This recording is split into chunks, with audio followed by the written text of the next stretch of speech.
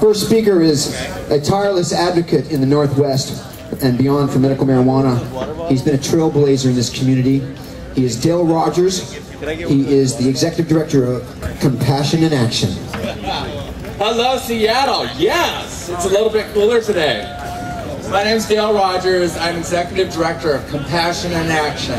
I've been working in medical marijuana since 1992 at the University of California at San Francisco, with a little lady called Brownie Mary. I moved up here in '95 and I went to work with Joanna McKee at Green Cross Patient Co-op.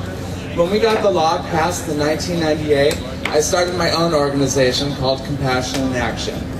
Since then, I've worked with so many folks of Washington State and with the ill, with the politicians, with law enforcement, 2 governors, 2 police chiefs, and also a couple King County prosecuting attorneys. And we've had a very good working relationship up until this far. Now, what we're faced with, we have a 10-year-old law on the books. And so this last year, we've decided to decide what a 60-day supply is. And the Senate Bill 6032 was introduced. And so now we're at the point where we're going to the Department of Health and trying to figure out what a 60-day supply is. Well, there's a little bit of an issue with that whole 60-day supply issue because it takes 30 days to grow some medicine and another couple weeks to dry it. So we need to take a look at that. And one of the things is, law enforcement has come out. They wanted 1 ounce and 3 plants. There was no science to date to back that up. We have some of the top medical marijuana researchers here in this state with the most published papers, and that is Dr. Carter and Sunil Agarwal and Morocco. And they have done a lot of research on the subject. So we presented this evidence to the Department of Health, and we came up with the number 71 ounces and 99 plants. Well, this is something that is viable because what the state has done in law enforcement, they want to put the burden of proof on the sickest of our society, and that is not fair. There's no way that can be fair because when you're sick, you don't have time to go fight the government. But they said that the doctors could go to the Department of Health and ask for more. Well, my doctor doesn't have 20, 30 minutes to sit on hold while he's trying to take care of a whole bunch of other sick people. And see, that's the other thing too. I have been a patient activist, and I've had AIDS for over 21 years now. This is my 21-year anniversary. So I've dealt a lot in this community, in the AIDS community, the MS community, intractable pain, all parts of this. The best part of the medical marijuana movement is that growers got to share their experiences, their knowledge, and have been able to provide better medicine to patients here. And the most beautiful thing that I really love about Seattle is we have the best medical marijuana in the whole United States for the cheapest price. And that takes a good group of people who brought that together. And I'm very, very, very proud to be with those people. But unfortunately, the time has come and I will be stepping down as Executive Director of a medical marijuana clinic. It's been a long haul. I will be there to advise and to consult, but it is time for me to step down. But the good fight is going to keep going on. My last act will be August 25th when the Department of Health will have a meeting in Olympia, Tumwater to be exact, to decide what a 60-day supply is.